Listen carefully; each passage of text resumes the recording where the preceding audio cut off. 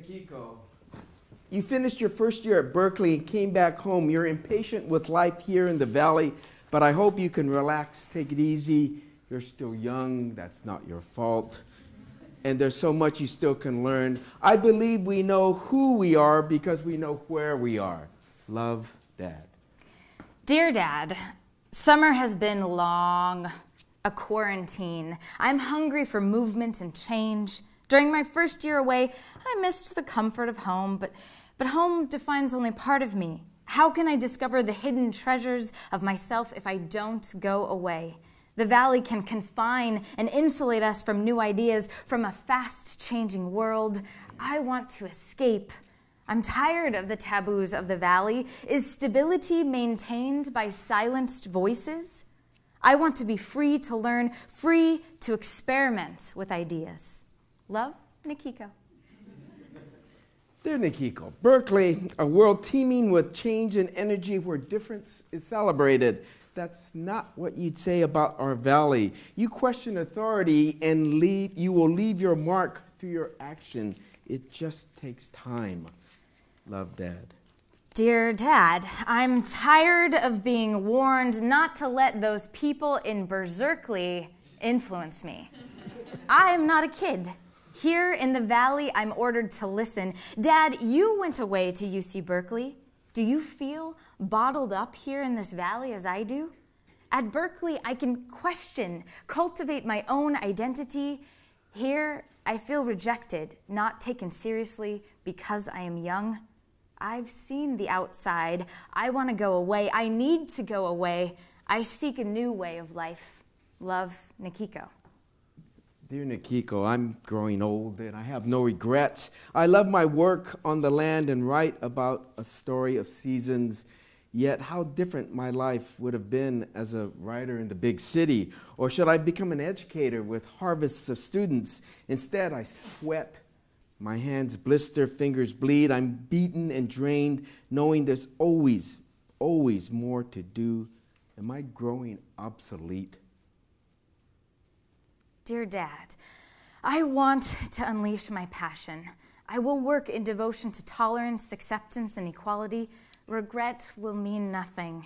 My dreams have changed. I'm a freedom fighter, part of a new generation pushing limits. I anticipate my life's work with optimism, dreaming that my impact can be as sweet and succulent as one of our peaches. Dad, I feel revolutionary. Dear Nikiko, how do you define value? Knowledge versus money, causes versus jobs, who you are measured by what you do. The future is going to be based on change, and I hope you can help us with this journey. That's why I wanted you to leave. Need to see the world beyond the mountains, to know where you could call home. I too ran away and explored, then returned. Your grandfather, with his simple wisdom, gave me the opportunity to come home by allowing me to leave. Love, Dad. Dear Dad, you need to know I'm grateful for your support, for letting me leave. I'll be back next summer. Love, Nikiko.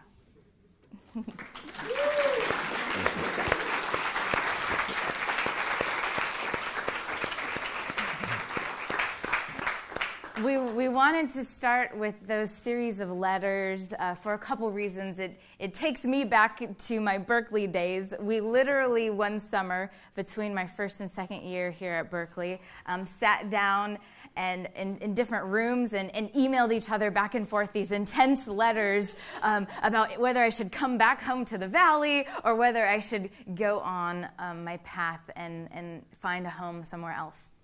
And we wanted to frame tonight with those letters because if there's one thing I have learned coming back to the farm and choosing a life farming on a family farm, it's that family farming is about generational conversations. It's about me as a young person deciding on the beginning of my career, realizing that it is a dialogue that has already begun. And so those letters kind of capture that essence of tension and tenderness that has definitely been my experience farming and living on our family's farm with my dad. So this generational conversation tonight is going to take place through a couple different themes. We decided on the title of Peaches and Power, partially because we just love peaches and they are at the core of our being. And we also wanted to be honest about some of the myths, legends, and mundane parts of our lives. And so you'll hear these themes woven throughout this evening. I'm going to share a little bit. My dad is going to share a little bit. And then we're going to have a conversation between Bob and the two of us. And tonight, I really want to encourage everyone here to participate by actively listening. And we're going to have a couple moments of audience engagement. So, we're rural folk. I spend most of my days talking to my tractor. And, we got dressed up in our in-town clothes. So that means we really want to take advantage of being here in front of all of you. So don't be shy when we ask you to speak up and when we ask you to participate and talk to a stranger next to you. So I want to start off with a little activity to get us warmed up. I believe so much in the power of food to connect, as I know many of you believe in this room and hopefully have experienced over the semester. And so I want to take this moment right now to interrupt the most often invisible chain of our food system. So what I'm going to do is I'm going to invite you to raise your hand as if you are picking the most beautiful peach as I read a series of statements. And I want you to raise your hand when you hear a statement that resonates with you. There's no judgment. You get to determine what embodies part of your being and part of your practice of eating. And as we raise our hands, I want you to just pause, whether your hand is raised or not, and kind of scan the room to just get a sense of the collective in this room. And if you're at home watching this through a computer screen, I want you to write down the things that resonate with you, and after this webcast, go talk to someone about your place in the food system. So let's begin.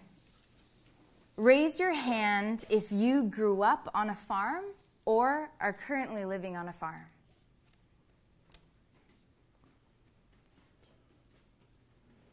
You can put your hand down. 7 out of a couple hundred. 7 out of a couple hundred. Well, that's better than 1%. Raise your hand if you grow some of your own food.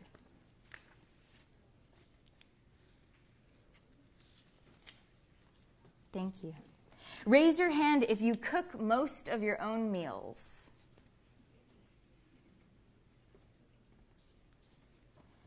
Raise your hand if you feed other people. Most. Mm-hmm. Raise your hand. Think about something that you ate today. Raise your hand if you ate something today made by people whose names you do not know.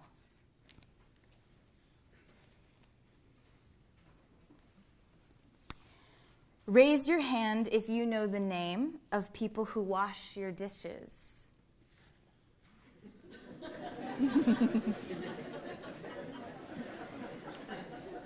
Raise your hand if you have shared food with a complete stranger. And lastly, I promise I won't be taking notes. Raise your hand if you love peaches.